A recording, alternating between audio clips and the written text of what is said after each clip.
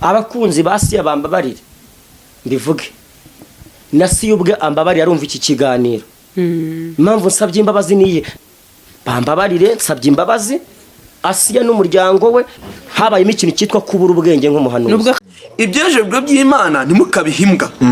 niyo mpamvu wenda uriya musore arimo asobanura iby'imbabazi ze yinjiye mu mbabazi cyane avuga ukuntu asaba imbabazi umuryango wa Madame Pasteur Theogene Pasteur Theogene Imana imuhiruke dashira cyangwa se aruhukire mu mahoro kuko yatubereye urugero rwiza kugeza uyu munsi nta cyasha tumubonaho ndashaka kubihuza neza kuko izi mbabazi zishobora kuba ziri mu buryarya butari gusobanuka reka mbikubwiye ngewe nayo nishimye mvugane n'ibyibuze kuko yavuze ko abasaza bamuganirije abasaza ati nahuye nibyo mugenzi wacu yararimo avuga ati ntago ari agatwiko ndi kwa Justin nawe Imana imukomeze akire amahoro ariko ndashaka kugira ngo mvuge ngo ese koko niba ziriya mbabazi nta buryarya burimo bakunzi babimenyekane TV ndetse ntamwe mukurikira Gentil TV tubanje kubasuhuza tubifuriza ishya n'ihirwe nkuko bisanzwe rero turi kumwe na Gentil ari we mukunze kubona cyane kuri Gentil TV ni umuhanga akaba n'umuvuga butumwa ngira ngo ibindi birambuye ari bubitubwire ubwo rero nanone tumugaruye kuri kamera nyuma y'ikiganiro yaramaze gukora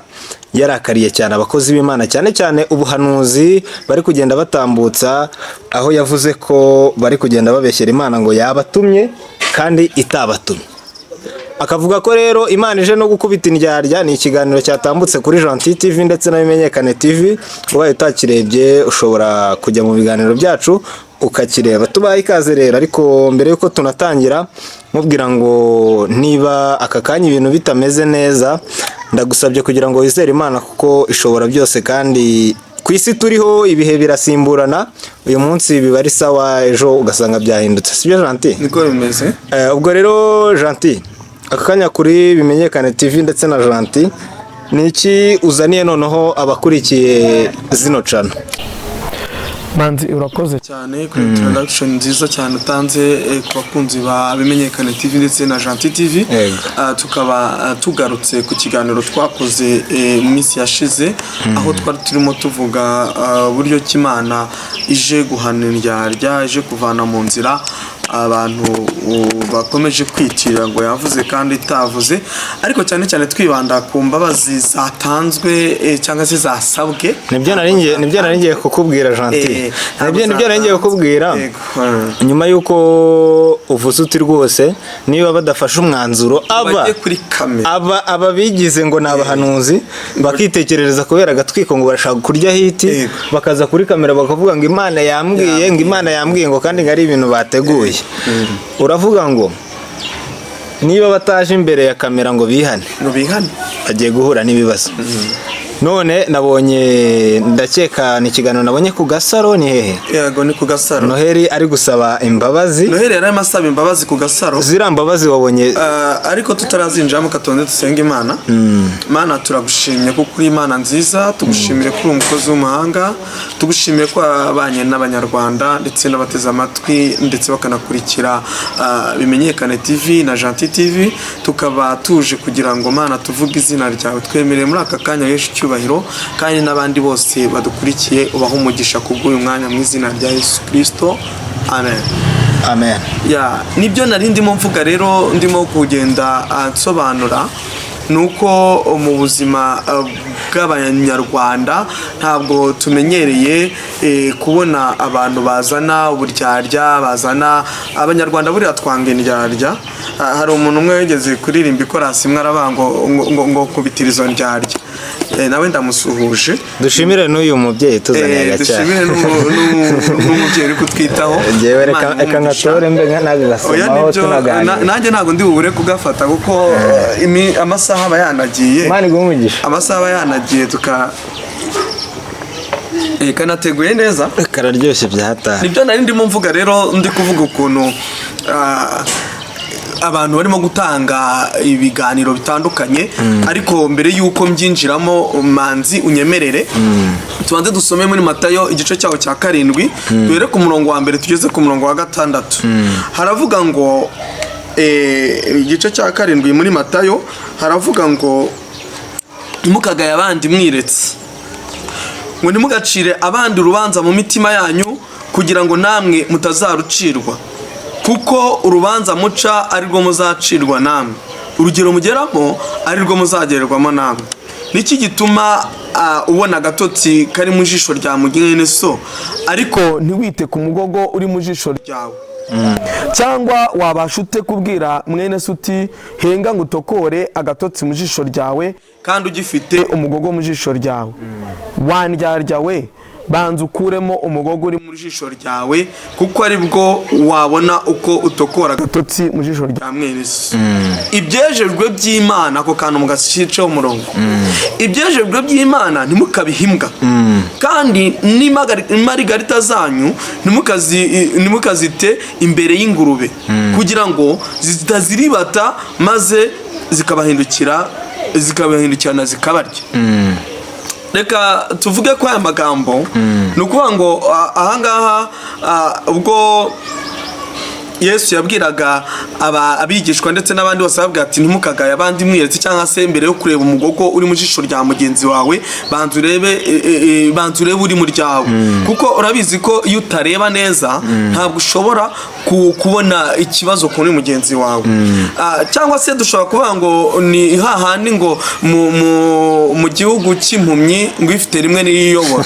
niko dushobora no kubivuga ako kantu nako gashobora kuba ariko karimo gakora muri iyi ariko ntabwo twebwe turi impumyi nta nubwo turi mu gihugu cy'impumyi ahubwo turi mu gihugu cy'abantu bafite umwuka ureba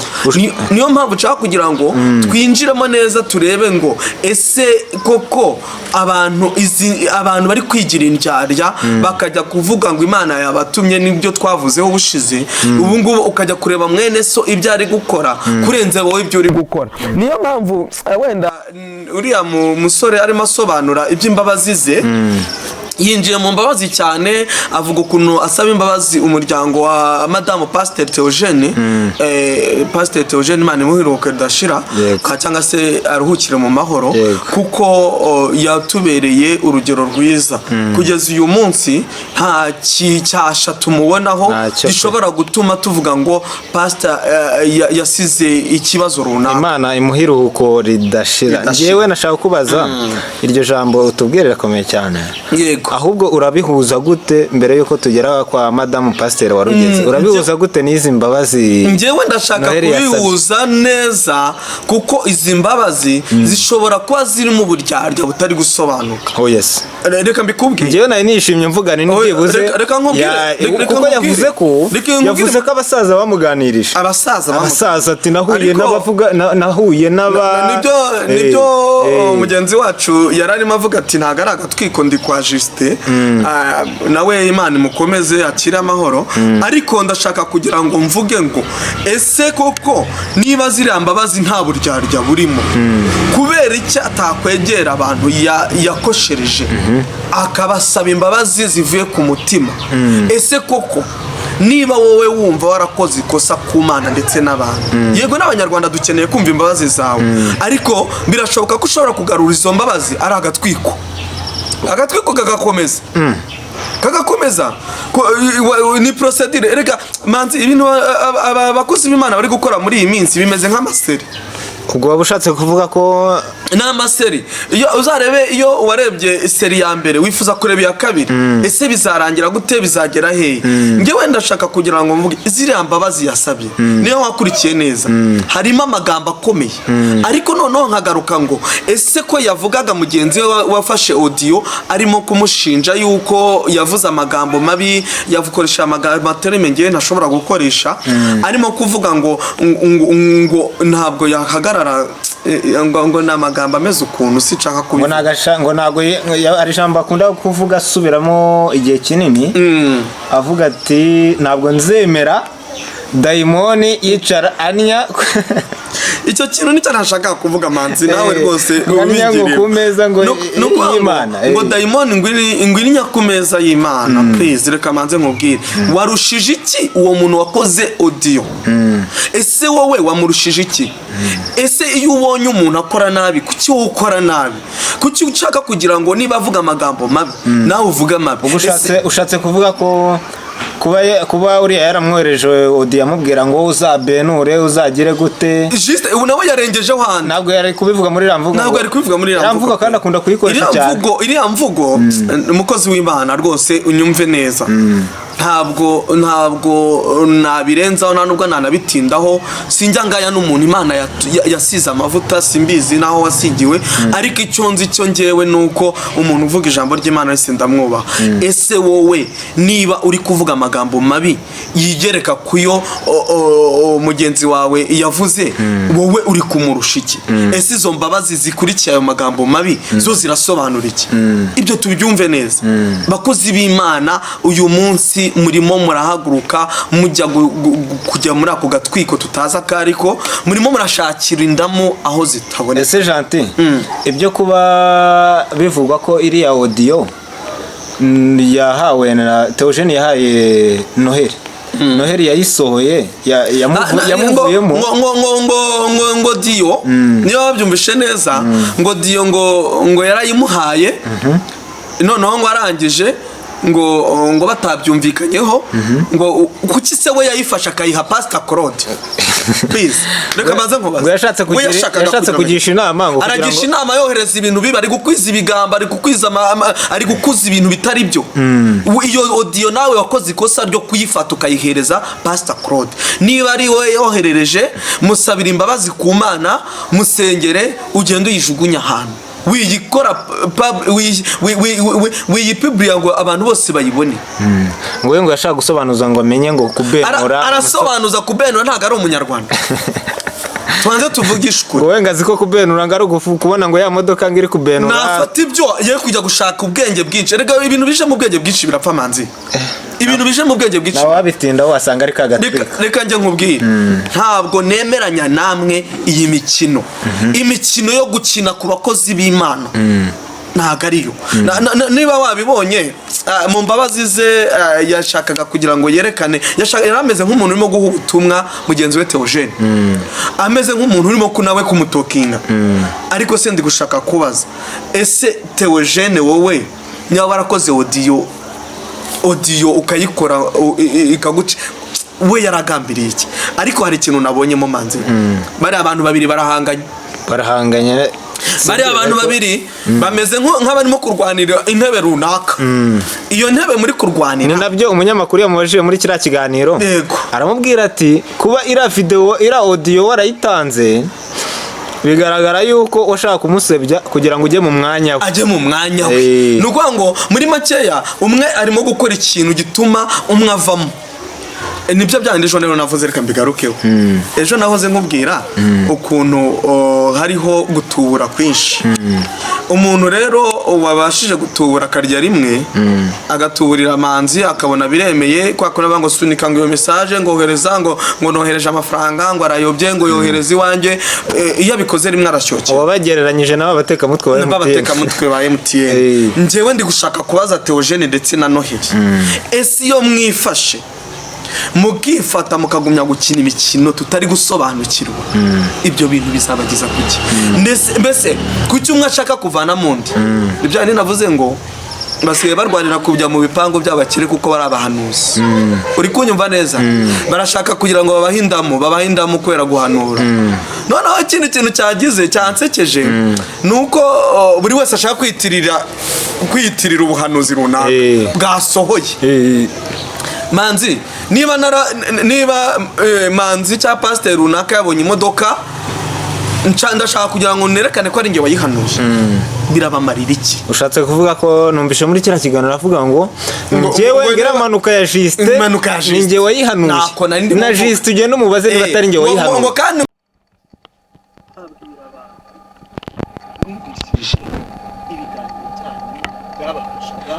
abantu barimo bumva barafashijwe n'amagambo meza mufite izi saha dufite ubutumwa tugomba kubagenera. Manzi ndashaka kugira ngo bumve umurongo uboneka mu Byahishuwe ibice 3. Haranditse ngo wandikire marayika w'itorero ry'Isarudi uti ufite imyuka 7 y'Imana n'inyenyeri 7 aravuga aya magambo ati nzi imirimo yawe nuko ufite izina ry'ukuriho nyamara ukaba uri intumbi. Jya amaso ukomeze ibisigaye bigiye gupfa kuko nabonye ko ari nta mirimo mwiza mwakoze itunganye rwose imbere y'Imana yanjye. Nukibuka ibyo wakiriye n'ibyo wumvise ubyitondere kandi wihane. Ariko rero nutaba amaso nzaza nk'umujura nawe ntuzamenye igihe nzagutunga. Ndashaka kugira ngo mbwire abantu bamwe b'Isarudi, nagira ngo mbwire abantu b'Abanyarwanda bijanditse mu bidafite umumaro. Ndashaka kubabwira uyu munsi yuko Uwiteka aje kureba, nubwo yakubonye mbere akabona ko umeze nk'intumbi ariko wahinduka ukagaruka ukongera ukaba muzima. Ndashaka kugira ngo Abanyarwanda bumvishije ubutumwa bwanyu be gukomeretswa n'ibyo mwanyuzemo, ahubwo bumve yuko iki gihe ari igihe cy'umwijima Satani ari gukora cyane. Kandi ari gukorera mu bantu b'Imana kuko nta handi hantu yakorera. Manzi ntabwo yajya mu kabari, abo mu kabari bafite. Ntabwo yajya mu bubyiniro, abo mu bubyiniro bafite. Ifite kuza mu nzu y'Imana ikajya ijoboramo ikavanamo abantu ikajya kubangiza. Abakozi b'Imana inama bakomeza kubagira ni iyihe? Inama ngira tunafata umwanzuro dusoza. Inama ngira Theogene